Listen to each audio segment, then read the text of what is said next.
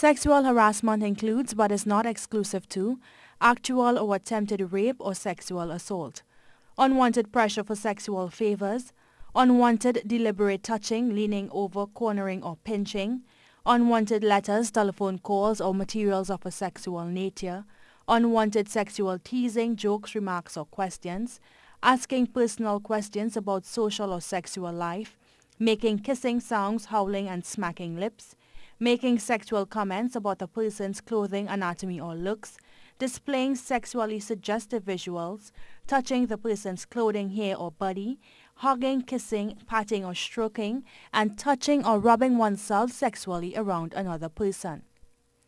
It has been said that sexual harassment and rape culture are trivialized here in the Caribbean, and that had been used as the explanation as to why Caribbean men, more so Trinbagonian men, are perceived as sexually aggressive.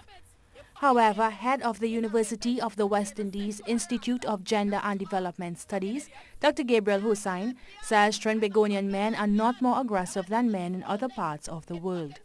She does believe, however, that the time has come for us to have a public discussion on rape culture.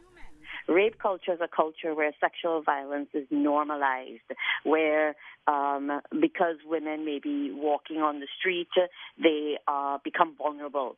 Because women may be working in offices, they become vulnerable. And when you look at Carrie's statement, she calls them out. She says, you're being a rapist. You are, in other words, you are reproducing a culture where you can impose on me because you are a man and I am a woman.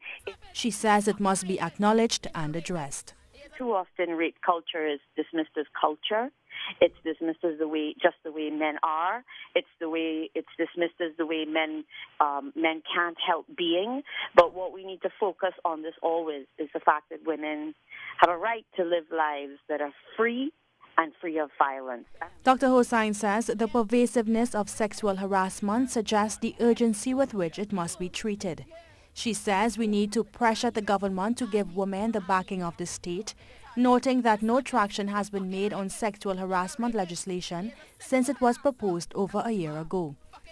The Office of the Prime Minister has since issued a release which says no part of our laws and culture supports women being abused.